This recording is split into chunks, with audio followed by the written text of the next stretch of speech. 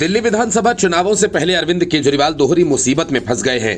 पहला तो जिस शीश महल को केजरीवाल ने 7 पर्दों में छिपा कर रखा था, बीजेपी ने उस शीश महल के एक हिस्से का वीडियो जारी कर तहलका मचा दिया। दूसरी तरफ मुस्लिम वोटर्स को अपनी जेब में मान बैठे केजरीवाल के सामने असदुद्दीन ओवैसी ने मुसीबत खड़ी कर दी। ओवैसी ने मुस्तफाबाद सीट पर ऐसा दांव चल जिससे मुस्तफाबाद ही नहीं बल्कि दिल्ली के हर इलाके के मुस्लिम वोट के बंटने का खतरा पैदा कर दिया।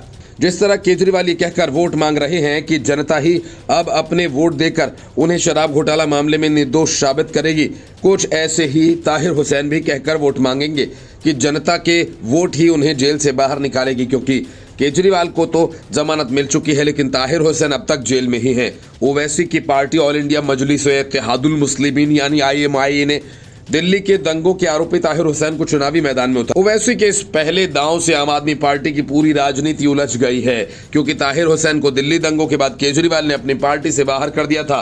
ओवैसी कई दूसरी सीटों पर कुछ ऐसे ही चौंकाने वाले नामों को मैदान में उतारने वाले हैं।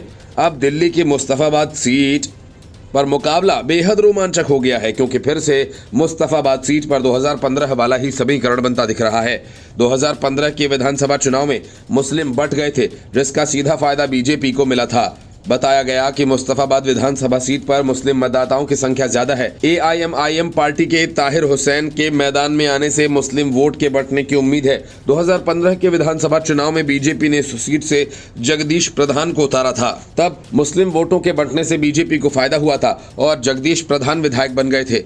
अगर इस बार भी मुस्लिम वोट बटे तो भाजपा का इस सीट पर रास्ता साफ है। आम आदमी पार्टी ने इस सीट से आदिल खान को मैदान में उतारा है। ताहिर हुसैन के चुनावी मैदान में उतरने से मुस्तफाबाद विधानसभा क्षेत्र का चुनाव रोचक हो गया है। ओवैसी के ताहिर हुसैन को प्रत्याशी बनाकर एक बड़ा कार्ड खेला है।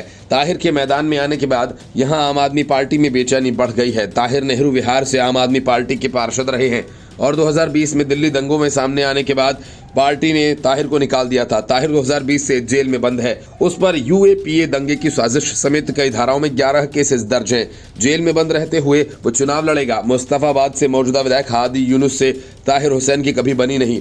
साल 2020 में दिल्ली विधानसभा चुनाव के बाद हुए दिल्ली नगर निगम चुनाव में मुस्तफाबाद विधानसभा क्षेत्र के 2 मुस्लिम बाहुल्य वार्ड मुस्तफाबाद और ब्रिजपुरी कांग्रेस ने जीते थे।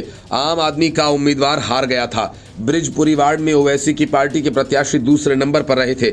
मुस्तफाबाद विधानसभा सीट पर मुस्लिम मतदाताओं की संख्या ज्यादा है। ताहिर के आने से मुस्लिम वोट बंटने की उम्मीद है।